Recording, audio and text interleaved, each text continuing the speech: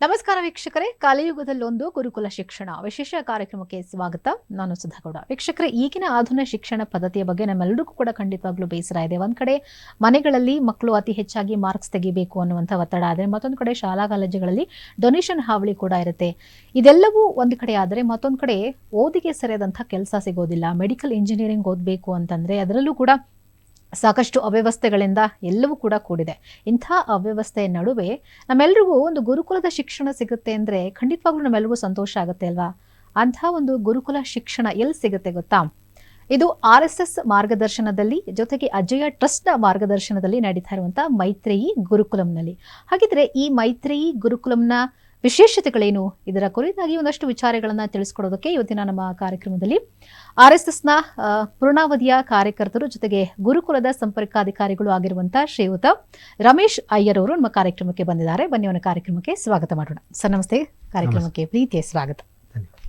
Sir, ಇಂಥ ಆಧುನಿಕ ವ್ಯವಸ್ಥೆಯಲ್ಲಿ ಯಾವ ರೀತಿ ಶಿಕ್ಷಣ ವ್ಯವಸ್ಥೆ ಇದೆ ಅದ್ರ ಬಗ್ಗೆ ನಮ್ಮೆಲ್ಲರಿಗೂ, ಪೋಷಕರಿಗೆ ಎಷ್ಟು ಬೇಸರ ಇದೆ ಅಂತ ಹೇಳಿ ಎಲ್ರಿಗೂ ಕೂಡ ಗೊತ್ತಿದೆ. ಇಂಥ ಒಂದು ಆಧುನಿಕ ಕಾಲದಲ್ಲಿ, ಅದರಲ್ಲೂ ಕಲಿಯುಗದಲ್ಲಿ ಗುರುಕುಲದ ಶಿಕ್ಷಣ ಇನ್ನೂ ಜೀವಂತವಾಗಿದೆ ಅಂತ ಹೇಳಿದ್ರೆ ನಿಜಕ್ಕೂ ನಾವೆಲ್ಲರೂ ಸಂತೋಷ ಪಡಬೇಕಾಗಿರುವಂಥ ವಿಚಾರ. ಯಾಕಂದರೆ ಇವಾಗಿನ ಆಧುನಿಕ ಶಿಕ್ಷಣದಲ್ಲಿ ನಮ್ಮೆಲ್ಲರಿಗೂ ಕೆಲಸ ಮಾಡೋದಕ್ಕೆ, ಉದ್ಯೋಗ ಮಾಡೋದಕ್ಕೆ ಬೇಕಾಗಿರುವಂಥ ಶಿಕ್ಷಣ ಸಿಗ್ತಿದೆ ಹೊರತು ಒಂದು ಕಲ್ಚರ್, ಒಂದು ಸಂಸ್ಕೃತಿ ಅನ್ನುವಂಥದ್ದಾಗಲಿ ಅಥವಾ ಒಂದು ಸಂಪ್ರದಾಯವನ್ನು ತೋರಿಸ್ಕೊಡುವಂಥ ಒಂದು ಶಿಕ್ಷಣ ಆಗಲಿ ನಮ್ಮೆಲ್ಲರಿಗೂ ಕೂಡ ಸಿಗ್ತಾ ಇಲ್ಲ. ಅಂಥ ಒಂದು ಶಿಕ್ಷಣ ಗುರುಕುಲದಲ್ಲಿ ಸಿಗ್ತಾ ಇದೆ ಅಂತ ಹೇಳಿ ನಾವು ಕೇಳ್ಪಟ್ವಿ. ಏನು ಸರ್ ಇದು ಮೈತ್ರೇಯಿ ಗುರುಕುಲಂ ಯಾವಾಗ ಸ್ಥಾಪನೆ ಆಯಿತು? ಇದರಲ್ಲಿ ಯಾವ ರೀತಿಯಾದಂಥ ಗುರುಕುಲದ ಶಿಕ್ಷಣ ಸಿಗ್ತಿದೆ ಅಂತೇಳಿ? ಗುರುಕುಲ ಅಂದ್ರೇ ಮನೆಯ ಒಂದು ಗುರುಕುಲ, ತಾಯಿ ಒಂದು ಸ್ವರೂಪದಲ್ಲಿ ಬಂದಂತಹ ಗುರುಕುಲ ಇದು. ತಾಯಿ ತನ್ನ ಹೊಟ್ಟೆಯಲ್ಲಿ 9 ತಿಂಗಳು ಹೊತ್ತು ಹೊರಗಡೆ ಬಿಟ್ಟಾಗ ಮಗು ಸಂಸ್ಕಾರದಿಂದ ಕಲಿಬೇಕದು ಮನೆಯಿಂದಾನೆ. ಮನೆ ಒಂದು ಗುರುಕುಲ ಆದರೆ ಲೋಕವೆಲ್ಲ ಗುರುಕುಲ ಆಗ್ತದೆ. ಅದೇ ರೀತಿ ಸಂಘದ ಮಾರ್ಗದರ್ಶನದಲ್ಲಿ ಹಲವಾರು ಹಿರಿಯರು, ಅಂದರೆ ಭಾರತೀ ರಮಣಾಚಾರ್ಯರು, ವಿದ್ವತ್ ಸ್ಕಾಲರ್ ಕೂಡ, ಅವರು ಮೋಹನ್ ಮಾಳವೀರ್ಯವರ ಶಿಷ್ಯರು ಕೂಡ, ಅವರ ಮಾರ್ಗದರ್ಶನದಲ್ಲಿ 4-5 ಜನ ಒಟ್ಟಿಗೆ ಸಂಘದ ಹಿರಿಯರು ಒಂದು ಚರ್ಚೆಯಲ್ಲಿ ಕೂತ್ಕೊಂಡ 1984-85 ಇದರಲ್ಲಿ ಈ ಗುರುಕುಲ ಚಿಂತನೆಯನ್ನು ನಡೀತು. ಈ ಕಾರ್ಯರೂಪಕ್ಕೆ ಬಂದದ್ದು 1994 ಭಾವ ಸಂವತ್ಸರ ಆಷಾಢ ಹುಣ್ಣಿಮೆ, ಅಂದರೆ ಗುರುಪೂರ್ಣಿಮೆ ದಿವಸನೇ ಇದು ಗುರುಕುಲ ಬೆಂಗಳೂರು ಮಹಾನಗರದಲ್ಲಿ ಹತ್ತಿರ ಸಮೀಪ ಇರುವ ರಾಮವಳ್ಳಿಯಲ್ಲಿ ಪ್ರಾರಂಭ ಆಯಿತು. ಕೇವಲ ಒಂದು 15-20 ಮಕ್ಕಳು ಆಯ್ಕೆ ಮಾಡಿ ನಾವು ಗುರುಕುಲವನ್ನು ಪ್ರಾರಂಭ ಮಾಡಿದ್ವಿ. ಈ ಗುರುಕುಲಕ್ಕೆ ಆಧುನಿಕ ಶಿಕ್ಷಣಕ್ಕಿಂತ ವ್ಯವಸ್ಥಿತವಾಗಿ ಇರಬೇಕು ಅಂತಂದರೆ ಮೂಲ ಚಿಂತನೆ ಯಾವುದು? ಗುರುಕುಲವೇ. ಮೊದಲು ಆಧುನೀಕರಣ ಅಂದರೆ ಈಗ ಮೆಕಾಲೆ ಸಿಸ್ಟಮ್ ಅಂತಿದೆ. ಆ ಮೆಕಾಲೆ ಸಿಸ್ಟಮ್ ಇರಲಿಲ್ಲ ಮೊದಲು, ಹಿಂದಿನ ಕಾಲದಲ್ಲೆಲ್ಲ. ಗುರುಕುಲಗಳು ಎಲ್ಲ ಕಡೆ ಗುರುಕುಲ ಅಂದರೆ ಸಾವಿರಾರು ಗುರುಕುಲಗಳು ಭಾರತದಲ್ಲಿ ತಲೆ ಎತ್ತಿತ್ತು. ಈಗ ಗುರುಕುಲಗಳು ಕ್ಷೀಣವಾಗಿದೆ. ಅದಕ್ಕೆ ತಕ್ಕಂತೆ ಈ ಭಾರತೀಯ ಗುರುಕುಲ ಶಿಕ್ಷಣ ಪದ್ಧತಿಯಂತೆ ಗುರುಕುಲ 1994ರಲ್ಲಿ ಸಂಘದ ಹಿರಿಯರ ಮಾರ್ಗದರ್ಶನದಲ್ಲಿ ಇದೆ ನಡೀತಾ ಬರ್ತಾ ಇದೆ.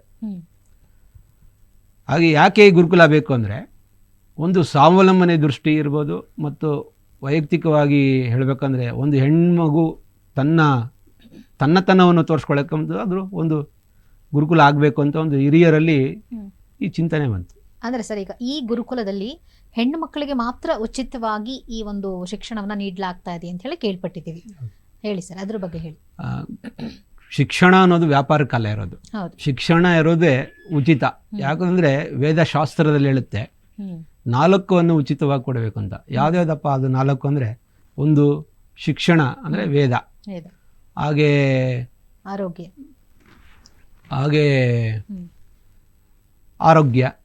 ಹಾಗೆ ಆಹಾರ ಮತ್ತು ವಸತಿ. ಈ 4 ಶಿಕ್ಷಣದ ಸಂಸ್ಕಾರದ ದೃಷ್ಟಿಕೋನದಲ್ಲಿ ಇದು ಕೊಡಲೇಬೇಕು ಅಂತ ವೇದ ಉಪನಿಷತ್ತು ಕೂಡ ಸಾರವಾಗಿ ಹೇಳಿದೆ. ಈ ನಿಟ್ಟಿನಲ್ಲಿ ಸಂಘದ ಹಿರಿಯರು ಮತ್ತು ಚಿಂತನೆಯಲ್ಲಿ ಬಂದಾಗ ಇದು ಪೂರ್ತಿ ಎಲ್ಲ ಯೋಚನೆಯಲ್ಲಿ ಬಂದಿದ್ದ ಒಂದು ವಿಚಾರ. 1994ರಿಂದ ಇದು ನಿರಂತರವಾಗಿ ನಡ್ಕೊಂಡ್ಬಂದಿದೆ. ಈಗ ಈ ಸಂವತ್ಸರಕ್ಕೆ 30ನೇ ಸಂವತ್ಸರ.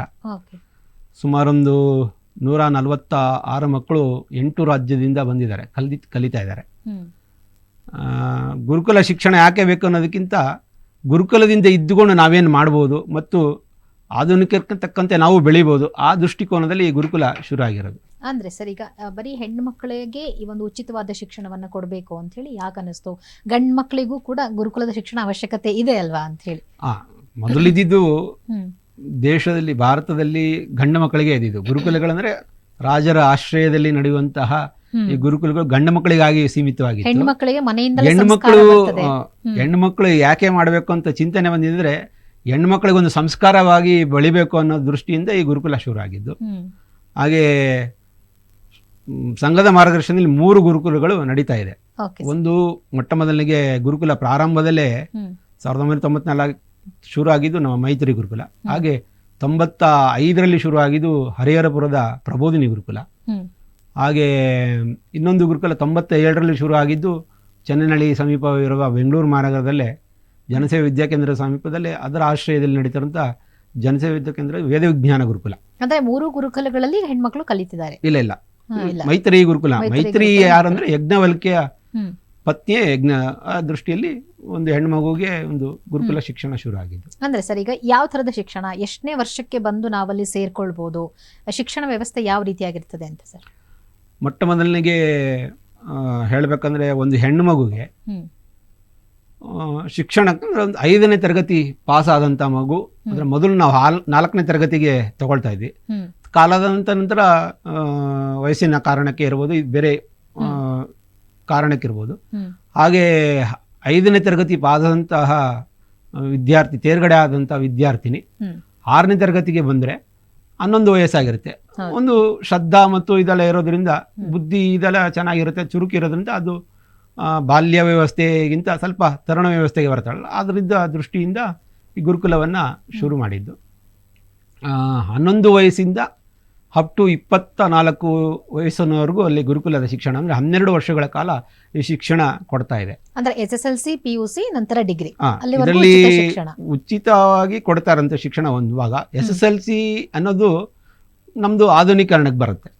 ಗುರುಕುಲ ಪದ್ಧತಿ ಅಂದ್ರೆ ವೇದ ಉಪನಿಷತ್ತುಗಳು ಮತ್ತು ಮನೆಯಲ್ಲಿ ಕಲಿಯುವಂತಹ ಸಂಸ್ಕಾರ ಗುಣಗಳು, ಹಾಗೆ ಪಾಕಶಾಸ್ತ್ರ ಇರ್ಬೋದು, ಕಲಾಕೌಶಲ, ಭಾರತೀಯ ಕಲಾಕೌಶಲ, ಭರತನಾಟ್ಯ ಶಾಸ್ತ್ರ ಇರ್ಬೋದು, ಮತ್ತು ನಾಟ್ಯಶಾಸ್ತ್ರ ಮತ್ತು ಸಂಗೀತ ಶಾಸ್ತ್ರ, ಕೃಷಿ ಶಾಸ್ತ್ರ, ವಿಜ್ಞಾನ ಶಾಸ್ತ್ರ, ಯೋಗಶಾಸ್ತ್ರ, ಇನ್ನು ಪಂಚಮುಖಿ ಶಿಕ್ಷಣಗಳು ಇದು ಅಳವಡಿಸ್ಕೊಂಡಿದೆ. ಅದರೊಳಗಡೆ 6 ವರ್ಷ ಪಂಚಮುಖಿ ಶಿಕ್ಷಣ ಅಲ್ಲ, 5 ವರ್ಷ ಪಂಚಮುಖಿ ಶಿಕ್ಷಣ ಕಲಿತಾರೆ, 7 ವರ್ಷ ವೇದ ಉಪನಿಷತ್ತುಗಳು ಮತ್ತು ಇದರ ಭಾಗವಾಗಿ ವ್ಯಾಕರಣದ ಮೀಮಾಂಸದ ಮುಖಾಂತರ ಒಂದು ಕಲಿತಾರೆ. ಅಂದ್ರೆ ಹೆಣ್ಮಕ್ಳು ಸ್ವಾವಲಂಬಿಯಾಗಿ ಜೀವನ ಮಾಡೋದಕ್ಕೆ ಏನೆಲ್ಲ ಅವಶ್ಯಕತೆಗಳು ಬೇಕಾಗ್ತದೋ ಅದೆಲ್ಲವನ್ನ ನೀವು ತಯಾರಿ ಮಾಡಿ ಕಳಿಸ್ತೀರಾ? ತಾಯಿ ಸ್ವರೂಪದಲ್ಲೇ ಮಾತೃಶ್ರೀ ಅಂದ್ರೆ ತಾಯಿ ಇಲ್ಲ ಅಂದ್ರೆ ಈ ಭೂಮಿಯಲ್ಲಿ ಯಾರು ಇಲ್ಲ. ಅದೇ ರೀತಿ ಮನೆಯಲ್ಲಿ ಹೇಗೆ ಬೆಳೀತಾಳೋ ಮಗು, ಹಾಗೆ ಗುರುಕುಲದ ಕೂಡ ಅದೇ ರೀತಿ ಬೆಳೀತಾಳೆ. ಓಕೆ, ಈಗ ಶಿಕ್ಷಣ ಕಲಿಯೋಕೆ ಅಂತ ಬಂದ ಮಕ್ಕಳಿಗೆ ವಸತಿ ವ್ಯವಸ್ಥೆ ಹೇಗಿರ್ತದೆ ಸರ್ ಅಲ್ಲಿ? ವಸತಿ ವ್ಯವಸ್ಥೆಯಲ್ಲಿ ಕೂಡ ಒಂದು ಕನಿಷ್ಠ ಒಂದು ರೂಮಲ್ಲಿ ಒಂದು 10 ಜನ ವ್ಯವಸ್ಥೆ ಮಾಡ್ಕೊಳಕ್ಕಿದೆ.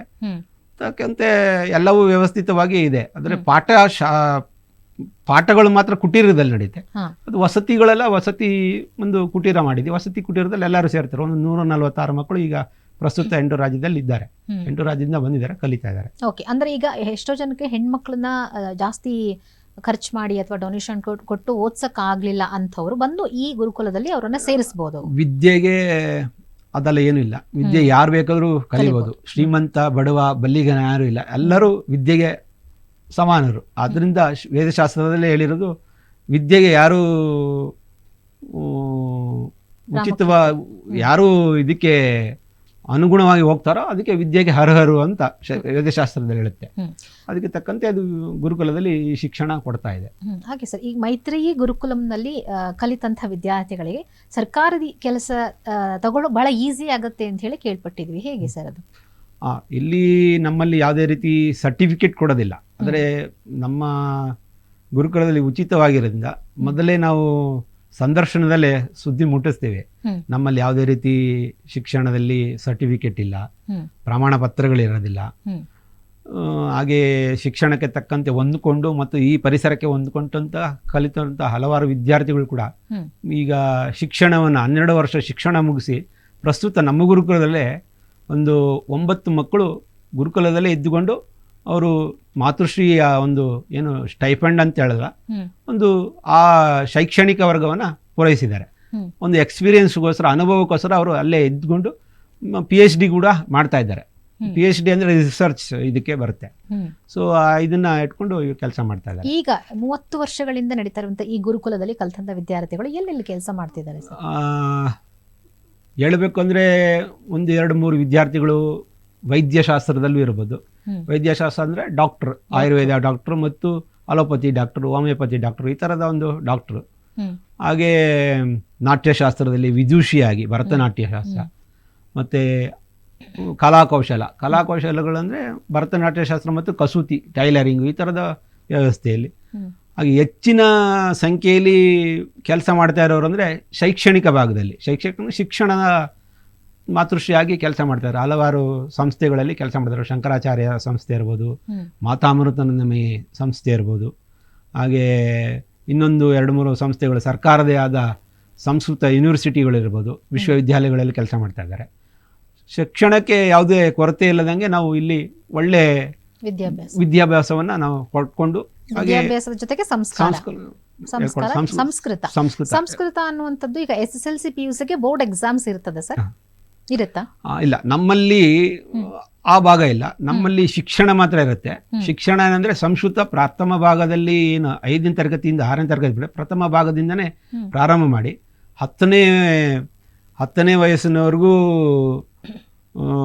ಪೂರ್ತಿ ಕಲಿತಾರೆ. 11 ವಯಸ್ಸಿಂದ ನಾವು ವೇದಶಾಸ್ತ್ರದ 11 ವಯಸ್ಸಿಂದ ಈ ಶಿಕ್ಷಣದಕ್ಕೆ ಒತ್ತು ಕೊಟ್ಟು ಸಂಸ್ಕೃತವನ್ನು ಕಲೀಲಿಕ್ಕೆ ಪ್ರಾರಂಭ ಮಾಡ್ತಾರೆ. ಹಾಗೆ 13ನೇ ವಯಸ್ಸಲ್ಲಿ 14ನೇ ವಯಸ್ಸಲ್ಲಿ ವೇದಶಾಸ್ತ್ರದಕ್ಕೆ ಒಂದು ಪ್ರಾರಂಭದ ಹಂತ ಪ್ರಜ್ಞಾಗಣದಿಂದ ಶುರು ಮಾಡ್ತೀವಿ. ಇದನ್ನು ಪ್ರಜ್ಞಾಗಣದಿಂದ ವೇದಶಾಸ್ತ್ರವನ್ನು ಕಲೀಲಿಕ್ಕೆ, ಅದೇ ವೇದಗಳನ್ನು ಕಲೀಲಿಕ್ಕೆ ಒಂದು ಬಾಯಿ ಹೊರಳಲಿಕ್ಕೆ ಅದು ಸ್ವಲ್ಪ ಸೂಕ್ತ ಅಂದ್ಕೊಂಡು ಆ ವಯಸ್ಸಿನಲ್ಲಿ ತಕ್ಕಂತೆ ನಾವು ವ್ಯವಸ್ಥೆ ಮಾಡಿದ್ದೀವಿ. ಹಾಗೆ ರೀತಿ ಮಾತೃಶ್ರೀಯರು ಕೂಡ ಮಗು ಹೇಗೆ ನೋಡ್ಕೋಬೇಕು ಅದೆಲ್ಲ ವ್ಯವಸ್ಥೆ ಅವರು ತಾಯಂದಿರು ಮಾಡ್ತಾರೆ. ನಾವೆಲ್ಲ ವ್ಯವಸ್ಥೆ ಭಾಗದಲ್ಲಿ ನಾವು ಗಮನಿಸ್ತೇವೆ. ಒಟ್ಟಿನಲ್ಲಿ ಗುರುಕುಲ ಅನ್ನೋದು ಆಧುನಿಕ ತಕ್ಕಂತೆ ಮತ್ತು ಏನು ಹಳೆ ಬೇರು ಹೊಸ ಚಿಗುರು ಅಂದಂಗೆ ಎರಡೂ ಹೊಂದಾಣಿಕೆ ಮಾಡ್ಕೊಂಡು ಗುರುಕುಲ ನಡ್ಕೊಂಡು ಹೋಗ್ತಾ ಇದೆ. ಓಕೆ ಸರ್, ಈಗ ಒಂದು ಟ್ರಸ್ಟ್ ನಡೆಸ್ತಾ ಇದೀವಿ ಅಥವಾ ಒಂದು ಗುರುಕುಲ ನಡೆಸ್ತಾ ಇದೀವಿ, ಒಂದು NGO ಸಂಸ್ಥೆ ಇದೆ ಅಂತಾಗ ಒಂದಷ್ಟು ಜನ ಸಹಾಯ ಹಸ್ತ ಚಾಚಬೇಕು ಅಂತ ಹೇಳಿ ಖಂಡಿತವಾಗ್ಲೂ ಎಲ್ಲರೂ ಆಸೆ ಪಡ್ತಾರೆ. ಯಾಕಂದ್ರೆ ಎಲ್ಲವನ್ನೂ ಕೂಡ ನಾವು ಉಚಿತವಾಗಿ ಕೊಡಬೇಕು ಅಂದಾಗ ಸೊ ನಮಗೂ ಕೂಡ ಅಂತ ಒಂದು ಅವಕಾಶ ಇರಬೇಕು ಅಂತ ಹೇಳಿ. ಸೊ ನಿಮ್ಗೆ ಆ ಥರದ ಏನಾದ್ರು ನಿರೀಕ್ಷೆಗಳಿದಾವ ಹೇಗೆ ಸರ್? ಮುಖ್ಯವಾಗಿ ನಾವು ಯಾವುದೇ ರೀತಿ ಪ್ರಚಾರಕ್ಕೆ ಹೋಗಿಲ್ಲ. ಇನ್ನೊಂದೇನು ಮನವಿ ನಿವೇದನ ಪತ್ರ ಅಂತ ಮಾಡಿದ್ವಿ. ನಿವೇದನ ಅಂದರೆ ಗುರುಕುಲ ನಮ್ಮ ವೆಲ್ ವಿಷರ್ಸ್ ಅಂತೇಳಿ ತುಂಬ ಹತ್ತಿರ ಸಂಬಂಧಿಕರು, ಹತ್ತಿರದ ಹಿತೈಷಿ ಬಂಧುಗಳ ಕಡೆಯಿಂದ ಅಂದರೆ ಸಮಾಜಮುಖಿಯಾಗಿ ಕೊಡುವಂತಹ ದೇಣಿಗೆ ನಮ್ಮ ಸದುಪಯೋಗಕ್ಕೆ ಬರ್ತಾ ಇದೆ. ಅಂದರೆ ಸಮಾಜಮುಖಿಗೆ ನಾವು ಸಮಾಜದಿಂದ ಮಾಡ್ತಾ ಇರೋದು, ಸಮಾಜವೇ ನಮಗೆ ಹೊಣೆ, ಸಮಾಜವೇ ನಮ್ಮ ಭಾರ ಅನ್ಕೋಬಾರ್ದು. ಸಮಾಜ ಋಣದಿಂದಂತ ಬಂದಂಥ ಈ ಹಣ 1 ರೂಪಾಯಿ ಕೂಡ ದುರುಪಯೋಗ ಆಗದೆ ಪೂರ್ತಿ ಒಳ್ಳೆಯ ರೀತಿಯಲ್ಲಿ ಕೆಲಸಕ್ಕೆ ಬಂದಂಗೆ ವ್ಯವಸ್ಥೆಯಾಗಿ ಜೋಡಿಸ್ಕೊಂಡು ಹೋಗಿದೆ. ಆದರೆ ಯಾಕೆ ಸಮಾಜದ ಕೆಲಸ ಆಗಬೇಕಂದ್ರೆ ನಾವು ಮಾಡ್ತಾ ಇರೋಂಥ ರೀತಿ ವ್ಯವಸ್ಥೆ ಎಲ್ಲರಿಗೂ ಗೊತ್ತಿದೆ. ಅದೇ ರೀತಿ ಸಮಾಜವು ಕಳೆದ 30 ವರ್ಷದಿಂದ ಗುರುಕುಲವನ್ನು ಬೆಳೆಸ್ತಾ ಬಂದಿದೆ. ಈ ಗುರುಕುಲವೇ ಸಮಾಜದ ಮುಖಾಂತರವೇ ಈ ಗುರುಕುಲವು ನಡೀತಾ ಇರೋದು. ಅಂದ್ರೆ ಸರ್ ಈಗ ಅಂದ್ರೆ ಯಾರಾದರೂ ದಾನಿಗಳು ಇದ್ರು ಈ ಥರದ ಒಂದು ಗುರುಕುಲಕ್ಕೆ, ಸೊ ಅವರು ನಿಮ್ಗೆ ಹಣ ಸಹಾಯ ಮಾಡ್ತೀವಿ ಅಂದ್ರೆ ನೀವು ಅದನ್ನು ಸ್ವೀಕರಿಸ್ತೀರಾ? ಖಂಡಿತವಾಗಿ ಸ್ವೀಕಾರ ಮಾಡ್ತೀವಿ. ಯಾಕಂದ್ರೆ ವಿಚಾರಧಾರೆ ಯಾವುದೂ ವ್ಯವಸ್ಥೆಗೆ ಏನಾಗಬೇಕೋ ಅದು ವ್ಯವಸ್ಥೆಗೆ ಒಂದು ಚಾರ್ಟ್ ಇದೆ. ಆ ಚಾರ್ಟಿಗೆ ತಕ್ಕಂತೆ ಒಂದು ಒಪ್ಪತ್ತಿನ ಊಟ ಇರ್ಬೋದು ಅಥವಾ ವಸ್ತು ರೂಪದಲ್ಲಿ ಕೊಡುವಂಥ ತೆಂಗಿನಕಾಯಿ ಕೂಡ ಸ್ವೀಕಾರ ಮಾಡ್ತೀವಿ.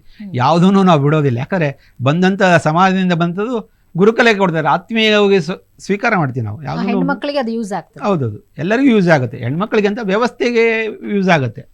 ಹೆಣ್ಮಕ್ಳು ಅಂದರೆ ಆ ಶಿಕ್ಷಣ ಸಂಬಂಧಕ್ಕೆ ಸಂಬಂಧಿಸಿದ ಎಲ್ಲ ಸಂಸ್ಥೆಗೆ ಉಪಯೋಗ ಆಗುತ್ತೆ. ಅಂದ್ರೆ ಈಗ ಹೆಣ್ಮಕ್ಳಿಗೆ ಸರಿ ಓದಿನ ಜೊತೆಗೆ ನೀವು ಹೇಳಿದ್ರಿ ಸಂಗೀತ ಪಾಠ ಇರ್ತದೆ, ನೃತ್ಯ ಕಲಿಸ್ಕೊಡ್ತೀವಿ ಅಂತ ಹೇಳಿದ್ರಿ, ಜೊತೆಗೆ ಬೇರೆ ಬೇರೆ ಅಂದ್ರೆ ಕರಕುಶಲ ಕೆಲಸಗಳು ಅಂತ ಹೇಳಿ ನಾವು ಕರಿತೀವಿ. ಅಂದ್ರೆ ಎಜುಕೇಶನ್ ಮುಗಿದ ಮೇಲೆ ಅವರು ಸ್ವಾವಲಂಬಿಯಾಗಿ ಬದುಕೋದಕ್ಕೆ ಎಲ್ಲ ರೀತಿಯಾದಂಥ ಕಲಿಕೆಯನ್ನ ಕಲಿಸ್ಕೊಡ್ತೀವಿ ಅಂತ ಹೇಳಿದ್ರಿ. ಸೊ ಅದೆಲ್ಲವೂ ಕೂಡ ಡಿಗ್ರಿ ಹಂತದಲ್ಲಿ ಕಲಿಸ್ತೀರಾ ಅಥವಾ 5ನೇ ಕ್ಲಾಸಿಂದ ಕೂಡ ಪ್ರಾರಂಭ ಮಾಡ್ತೀರಾ? ಇದು ಏನಂದ್ರೆ SSLC ಆದಮೇಲೆ PUC ಆಗುತ್ತೆ. PUC ಆದ ನಂತರ ಪ್ರಥಮ ಭಾಗ ಒಂದು ಕಸೂತಿಯನ್ನು ಡ್ರಾಯಿಂಗ್ ಬಿಡಿಸುವಂಥದ್ದು ಅದೆಲ್ಲ ಹೇಳ್ಕೊಡ್ತೀವಿ. ಮತ್ತು ಮಕ್ಕಳಿಗೆ ಆಗಲೇ ಅಭ್ಯಾಸ ಆಗಿರುತ್ತೆ.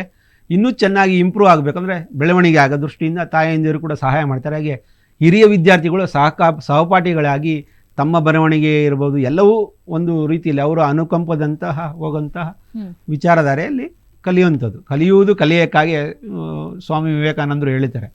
ಹಾಗೆ ಇದು ಕಲಿಯುವುದು ಅಂದರೆ ಕಲಿತಾ ಇರೋದೆ, ಕಲಿಯೋಕ್ಕೆ ಯಾವುದೂ ಕೊನೆ ಇಲ್ಲ. ಕಲಿಯೋದಕ್ಕೆ ಬೇಕಾದಷ್ಟು ಅನುಕೂಲಗಳುಂಟು. ಈ ಗುರುಕುಲದಲ್ಲಿ ಎಲ್ಲ ವ್ಯವಸ್ಥೆಯೂ ಕೂಡ ಇದೆ. ಮತ್ತು ವ್ಯವಸ್ಥೆ ಭಾಗಕ್ಕೆ ಹೋದಾಗ ವ್ಯವಸ್ಥೆಗೆ ಅಂದರೆ ನಾನು ಹೇಳಿದೆ, ಜೇಣಿಗೆಗೆ ಬಂದಾಗ ಸಮಾಜ ಏನು ಕೊಡುತ್ತೋ ಅದನ್ನು ಸ್ವೀಕಾರ ಮಾಡ್ಕೊಂಡು ಅಂತ ಹೋಗ್ತಾ ಇದೆ ಈ ಗುರುಕುಲ.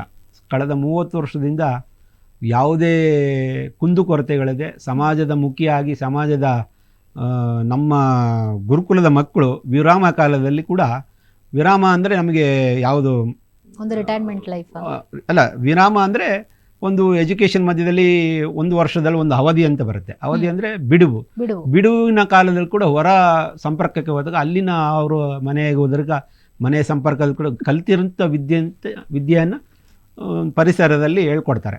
ಒಂದು ಯೋಗ ಇರ್ಬೋದು, ಸಂಸ್ಕೃತ ಭಾಷಣ ಇರ್ಬೋದು, ಸಂಸ್ಕೃತ ವೇದಶಾಸ್ತ್ರ ಇರ್ಬೋದು, ಶ್ಲೋಕಗಳಿರ್ಬೋದು ಮತ್ತು ಭಜನೆಗಳಿರ್ಬೋದು. ಇದು ಒಂದು ಭಾರತೀಯ ಪರಂಪರೆ ಮೊದಲಿಂದನೂ ಹಾಕೊಂಡ್ಬಂದಿರೋದು ಮೇಲ್ಮರುಗು ಅದನ್ನು ಹೇಳ್ಕೊಂಡು ಬರ್ತಾ ಇದೆ. ಅಂದ್ರೆ ಸಂಸ್ಕೃತವನ್ನೇ ನಾವು ಕಾನ್ಸಂಟ್ರೇಟ್ ಮಾಡಿ ಅದನ್ನ ಕಲಿಬೇಕು ಅಂತ ಆಸಕ್ತಿ ಇರುವಂತವರು ಹೆಣ್ಮಕ್ಳು ಇವಾಗ ಸುಮಾರು ನಮಗೆ ಬೇಡಿಕೆನೂ ಉಂಟು. ಯಾಕಂದ್ರೆ ಹಲವಾರು ಸಮಾಜಮುಖಿ ಹೆಣ್ಣುಮಕ್ಕಳು ಮಾಡರ್ನ್ ಲೈಫ್ಗಿಂತ ಹಳೆ ಲೈಫಿಗೆ ಬರ್ತಾ ಇದ್ದಾರೆ. ಈಗ ನಮ್ಮೊತ್ತಿಗೆ ಜೋಡಿಸ್ಕೊಳ್ತಾ ಇದ್ದಾರೆ. ಅಂದರೆ ಮೊನ್ನೆ ಒಂದು ವಿದ್ಯಾರ್ಥಿನಿ ಬಂದಿದ್ರು, ಒಂದು ಸಾಫ್ಟ್ವೇರ್ ಕೆಲಸ ಮಾಡ್ತಾ ಇದ್ರು. ಈಗ ಅವರೇ ಬಂದು ನಮಗೆ ಕಂಪ್ಯೂಟರ್ ಶಿಕ್ಷಣವನ್ನ ಹೇಳ್ಕೊಡ್ತಾರೆ, ಮತ್ತೆ ಭರತನಾಟ್ಯ ಶಾಸ್ತ್ರ ಹೇಳ್ಕೊಡ್ತಾರೆ. ಈ ಥರದ ಅವ್ರಕ್ಕಿಂತ ಕಲಿಯಂಥ ವಿದ್ಯೆಗಳನ್ನು ನಮ್ಮ ಹತ್ರ ಹೇಳ್ಕೊಡ್ತಾರೆ.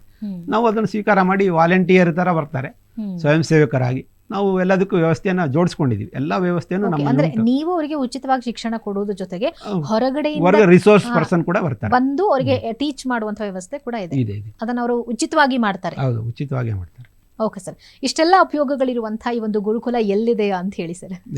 ಇದು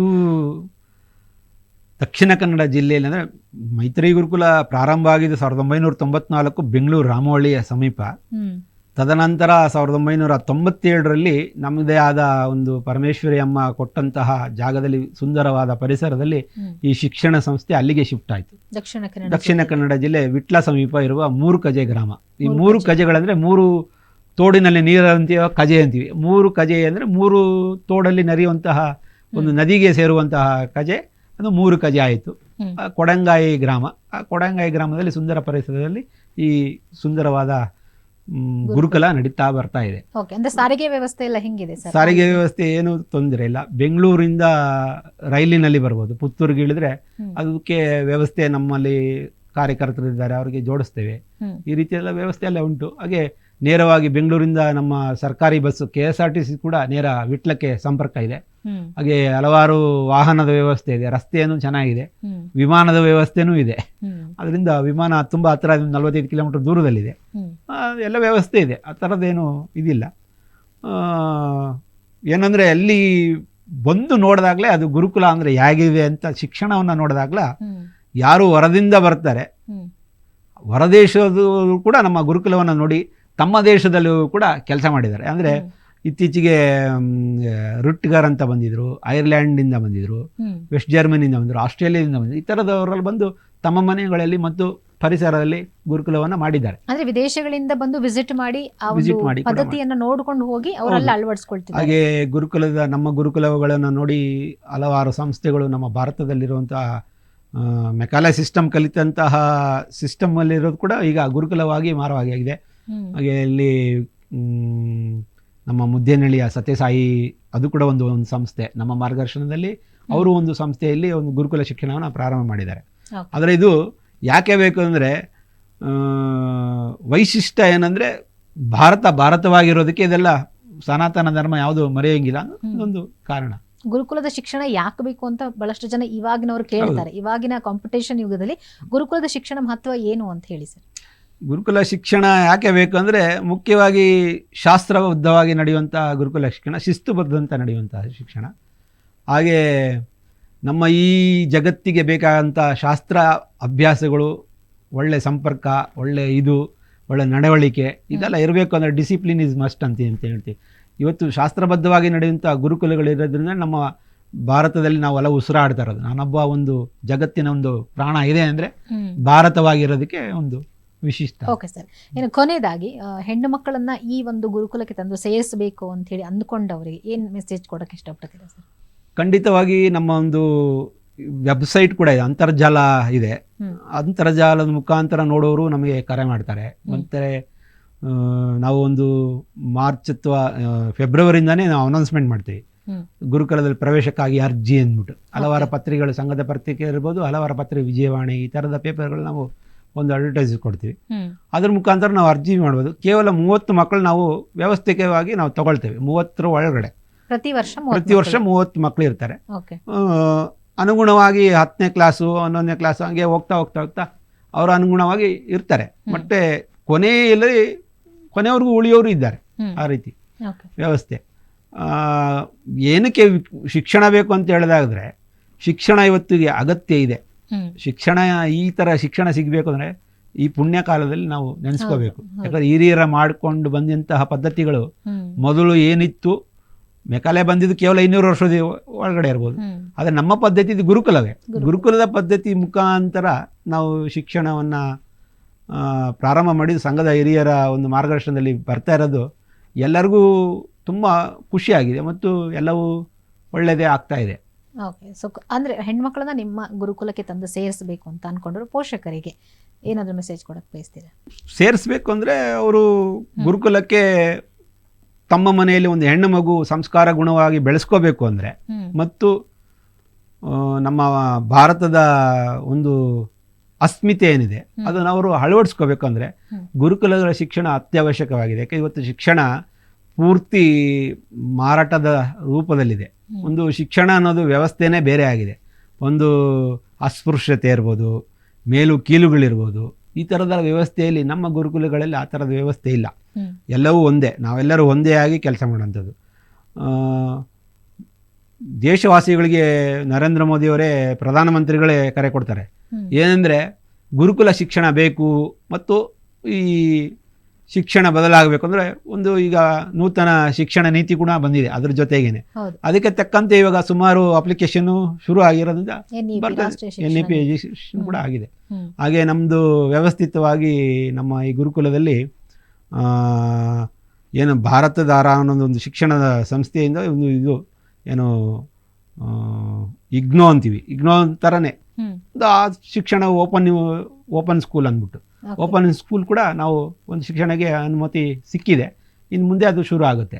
ಅಂದ್ರೆ ಮುಂದಿನ ಯೋಜನೆಗಳೇನು ಸರ್? ಮೈತ್ರಿ ಗುರುಕುಲದ ಮುಂದಿನ ಯೋಜನೆಗಳೇನು? ಮುಂದಿನ ಯೋಜನೆ ಅಂದರೆ ನಮ್ಮ ಗುರುಕುಲದ ಮುಖಾಂತರ ಗ್ರಾಮದಲ್ಲಿ ವಿಕಾಸ ಆಗಬೇಕು. ಗ್ರಾಮದ ಅಕ್ಕಪಕ್ಕದ ವಿಕಾಸಗಳು ವ್ಯಸನ ಮುಕ್ತ ಆಗಬೇಕು. ವ್ಯಸನರು ಜಾಸ್ತಿ ಇದ್ದಾರೆ, ಆದರೂ ವ್ಯಸನ ಮುಕ್ತ ಆಗಬೇಕು, ಕಸ ಮುಕ್ತ ಆಗಬೇಕು, ಗ್ರಾಮ ವಿಕಾಸ ಆಗಬೇಕು ಮತ್ತು ಗುರುಕುಲಗಳು ಇನ್ನೆಷ್ಟು ಮನೆಗಳಲ್ಲಿ ಆಗಬೇಕು. ಮನೆಯಿಂದ ಮುಖಾಂತರ ವಿಕಾಸ ಆಗ್ತಾ ಹೋಗಬೇಕು. ಅದೇ ಭಾರತ. ಓಕೆ ಸರ್, ಕಾರ್ಯಕ್ರಮದಲ್ಲಿ ಇಷ್ಟೊತ್ತು ಭಾಗವಹಿಸಿ ಈ ಮೈತ್ರಿ ಗುರುಕುಲಂನ ಉದ್ದೇಶಗಳೇನು, ಹೇಗೆ ಅಲ್ಲಿ ಗುರುಕುಲ ಪದ್ಧತಿಯಲ್ಲಿ ಶಿಕ್ಷಣವನ್ನು ನಡೆಸ್ತಾ ಇದ್ದೀವಿ, ಜೊತೆಗೆ ಪೇರೆಂಟ್ಸ್ ಕೂಡ ಯಾವುದೇ ರೀತಿ ಹೆದರ್ಕೊಳ್ಳೋ ಅವಶ್ಯಕತೆ ಇಲ್ಲ. ಸೊ ಒಂದು ಒಳ್ಳೆ ಸಂಸ್ಕಾರವಂತ ಗುರುಕುಲ ಶಿಕ್ಷಣ ಪದ್ಧತಿ ನಾವಿಲ್ಲಿ ಹೇಳ್ಕೊಡ್ತೀವಿ ಅಂತ ಹೇಳಿ ಬಹಳಷ್ಟು ವಿಚಾರಗಳನ್ನು ತಿಳಿಸ್ಕೊಟ್ಟದಕ್ಕೆ ಧನ್ಯವಾದಗಳು ಸರ್. ತುಂಬ ಧನ್ಯವಾದ. ನಿಮಗೂ ಅಶ್ವಮೇಧ ವಾಹಿನಿಯವರು ಕೂಡ ತುಂಬ ಹೃದಯ ಧನ್ಯವಾದ. ಎಸ್ ಸರ್, ನೋಡಿದ್ರಲ್ಲ ವೀಕ್ಷಕರೇ, ಇದು ದಕ್ಷಿಣ ಕನ್ನಡ ಜಿಲ್ಲೆಯಲ್ಲಿ ಇರುವಂತಹ ಒಂದು ಗುರುಕುಲ ಶಿಕ್ಷಣದ ಪದ್ಧತಿ. ಮೈತ್ರಿ ಗುರುಕುಲಂ ಅಂತ ಹೇಳಿ ನೀವು ದಕ್ಷಿಣ ಕನ್ನಡ ಜಿಲ್ಲೆಯಲ್ಲಿ ಹೋಗಿ ಯಾರನ್ನ ಕೇಳಿದ್ರು ಕೂಡ ಹೇಳ್ತಾರೆ. ಅದಕ್ಕೆ ಸಂಬಂಧಪಟ್ಟಂತಹ ವಿಳಾಸವನ್ನು ಕೂಡ ವೆಬ್ಸೈಟ್ನಲ್ಲಿ ನೀವು ಸರ್ಚ್ ಮಾಡಬಹುದು. ಉಚಿತವಾಗಿ ಹೆಣ್ಣು ಮಕ್ಕಳಿಗೆ 5ನೇ ಕ್ಲಾಸಿಂದ ಡಿಗ್ರಿವರೆಗೂ ಕೂಡ ಕಲಿಯೋಕೆ ಅವಕಾಶ ಇದೆ, ಜೊತೆಗೆ ಅಲ್ಲೇ ಉಳ್ಕೊಳ್ಳೋಕೆ ಅವಕಾಶ ಇದೆ, ಎಲ್ಲ ರೀತಿಯಾದಂತಹ ಕಲಿಕೆಗೂ ಕೂಡ ಅವಕಾಶ ಇದೆ. ಈ ಒಂದು ಅವಕಾಶವನ್ನು ಉಪಯೋಗಿಸ್ಕೊಳ್ಳಿ, ನಿಮ್ಮ ಹೆಣ್ಣುಮಕ್ಕಳಿಗೆ ಒಂದು ಒಳ್ಳೆಯ ಶಿಕ್ಷಣವನ್ನು ಕೊಡಿಸಿ ಅಂತ ಹೇಳ್ತಾ, ಜೊತೆಗೆ ಇಂಥ ಒಂದು ಗುರುಕುಲಕ್ಕೆ ಈಗಿನ ಆಧುನಿಕ ಕಾಲದಲ್ಲಿ ಇಂಥ ಒಂದು ಗುರುಕುಲದಲ್ಲಿ ಹೆಣ್ಮಕ್ಳಿಗೆ ಉಚಿತವಾಗಿ ಶಿಕ್ಷಣವನ್ನು ಕೊಡ್ತಾ ಇರುವಂಥ ಇಂಥ ಒಂದು ಸಂಸ್ಥೆಗೆ ದಾನಿಗಳಿದ್ರೆ ದಯವಿಟ್ಟು ಹೆಣ್ಮಕ್ಳಿಗೆ ಅನುಕೂಲವಾಗುವಂಥ ಒಂದು ಅನುದಾನವನ್ನು ನೀಡಿ ಅಂತ ಹೇಳಿ ನಾವು ಕೂಡ ಕಾರ್ಯಕ್ರಮದ ಮುಖಾಂತರ ಕೇಳ್ಕೊಳ್ತಾ ಇವತ್ತಿನ ಕಾರ್ಯಕ್ರಮವನ್ನು ಮುಗಿಸ್ತಾ ಇದ್ದೀನಿ. ನಮಸ್ಕಾರ.